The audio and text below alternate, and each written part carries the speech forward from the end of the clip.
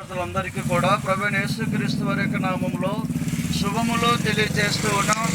ఈ రోజున మరి మీ మధ్యలోనికి రావడానికి గల కారణము ప్రభు అయినటువంటి యేసుక్రీస్తు వారు 2000 సంవత్సరాల క్రితము మానవుడిగా ఈ భూమి మీదకి మన యొక్క పాపముల నిమిత్తము తను తగ్గించుకొని ఈ లోకంలో మరి పాపములు జీవించుతున్నటువంటి మనలను రక్షించడం కొరకై మరి తన యొక్క విలువైనటువంటి అమూల్యమైనటువంటి వారి రక్తమును చిందించి ఆ రక్తం ద్వారా పాప క్షమాపణ శాప క్షమాపణను మనకి ఇవ్వడానికే ఈ లోకానికి వచ్చి ఉన్నాడు అనే విషయాన్ని తెలియచేయడానికే మీ మధ్యలోనికి మేము రావడం జరిగింది.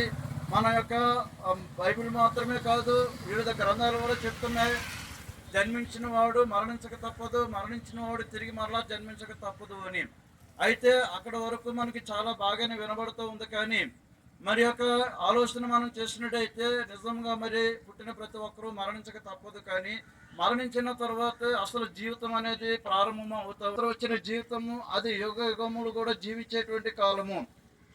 శరీరానుసారమైనటువంటి జీవితము మనము కొద్ది సంవత్సరాలే. కానీ మరి ఆత్మ సంబంధముగా మనం మరలా తిరిగి జన్మించినప్పుడు మరి యుగ యుగాలు కూడా మనము జీవించి ఉంటాం. అయితే ఆ యుగములలో మనము జీవించే సుఖముగాను సంతోషముగాను నెమ్మదిగాను ఉండాలి అని అంటే మరి ప్రభువైన యేసుక్రీస్తు వారు చెప్పారు, నేనే మార్గమును, నేనే సత్యమును, నేనే జీవమునే ఉన్నాను, నా ద్వారానే తప్ప మరి ఎవరును కూడా చేస్తున్నాయి. అందుకనే మిమ్మల్ని అందరినీ కూడా ప్రేమిస్తూ మరి ఇదో యేసు ప్రభు చెప్పారు, సర్వలోకమునికి వెళ్ళండి, సర్వ సృష్టికి సువార్తను ప్రకటించండి అని.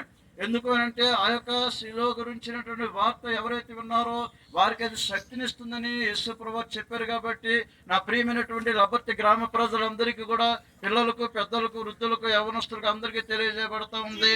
మీరు దయచేసి యేసుక్రీస్తు వారి యొక్క మరి మాటను మీరు వినినట్లయితే మీకు ఈ లోకంలో జీవించడమే కాదు, పరలోకమునకు కూడా మార్గం ఏర్పాటు చేయబడి ఉన్నదని మేము సంతోషంతో మీకు తెలియజేస్తూ ఉన్నాం. ఈ యొక్క మాటను బట్టి మీరు కూడా ఆ యొక్క యేసు ప్రభు వారిని అంగీకరించి ఆయన నామంలో మీరు కూడా రక్షణ స్వస్థత పొందుకోవాలని యేసుక్రీస్తు నామంలో ఈ రాబర్తి గ్రామం అంతటిని కూడా దీవిస్తున్నాం.